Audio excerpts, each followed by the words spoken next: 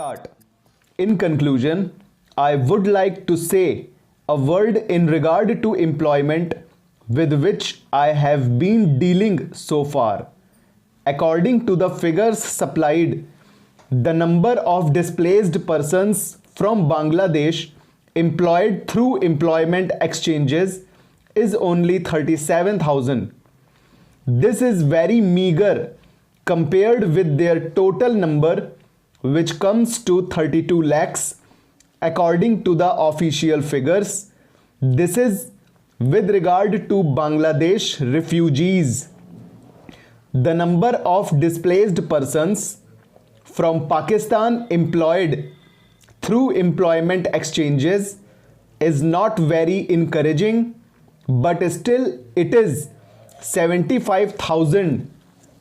I would urge upon the Honorable Minister to take this into consideration and see that something is done to find employment for these people.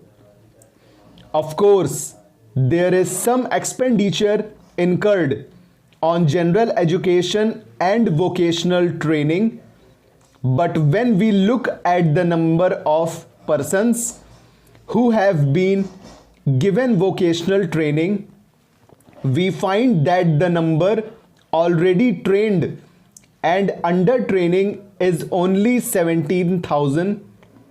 This figure also seems to be very small, considering the magnitude of the problem before us. Some programs of general improvement have been undertaken by the government of West Bengal by way of setting up new industries, etc.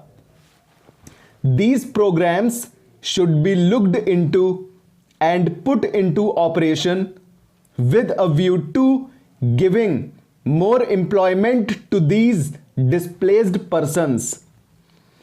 Within the limited time at my disposal, I shall limit my remarks to refugees from Bangladesh.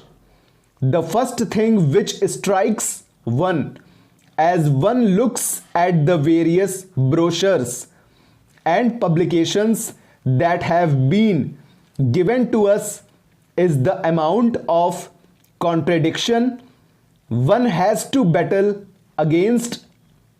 The first contradiction is in regard to the number of persons government think they have rehabilitated in West Bengal. Granting that it is difficult to make a final assessment of the number of refugees who have come from Bangladesh, it is still true to say that at least there should be some sort of parity between what the Union Ministry says and what the West Bengal Rehabilitation Ministry says. Only a few days ago, the West Bengal Minister of Rehabilitation said that there are 22 lakhs of refugees who have to be rehabilitated, but the central government's figures are 31 in lakhs. Unless the government know the number of people they have to budget for, it is rather bewildering to know how they mean to plan in bringing about their rehabilitation.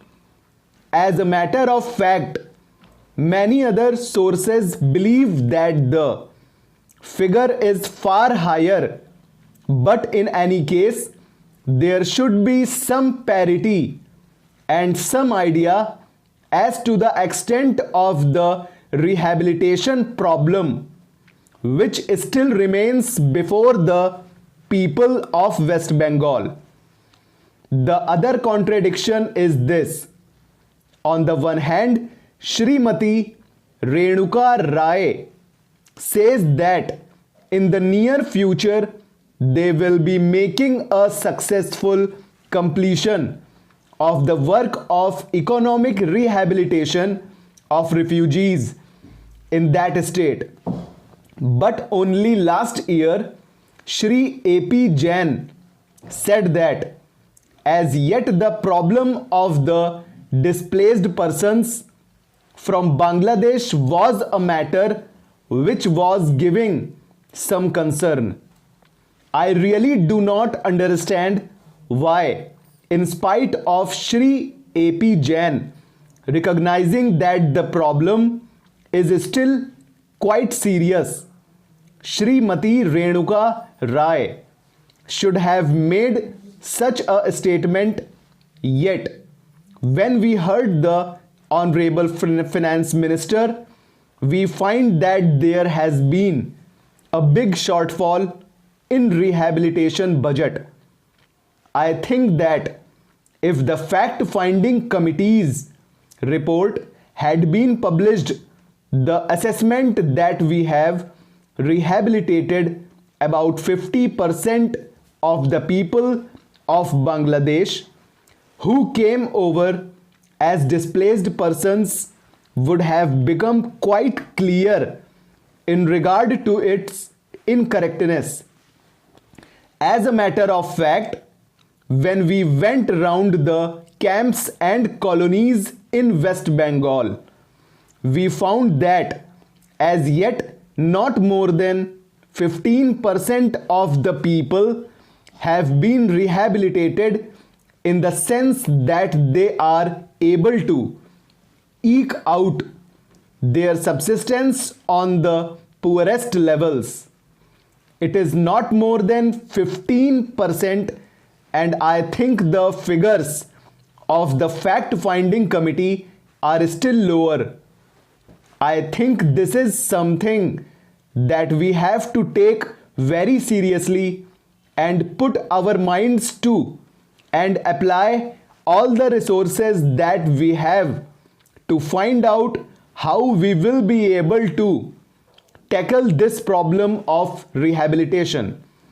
Now, coming to the question of relief, I feel that until we are able to give really proper rehabilitation, we cannot withdraw relief. It is no use arguing whether relief leads to lethargy and moral slackness. Unless our rehabilitation policies are fruitful, have we any right to starve the people to death? As a matter of fact, Shri A.P. Jain may know that in West Bengal, the incidence of tuberculosis amongst the refugee population is very high. Only a small percentage of them is catered for the medical relief given by the Directorate of Rehabilitation. If I am to tell you the tragic fate of the refugees in West Bengal, I would refer you to a report which appeared in February 1954. Full stop, over.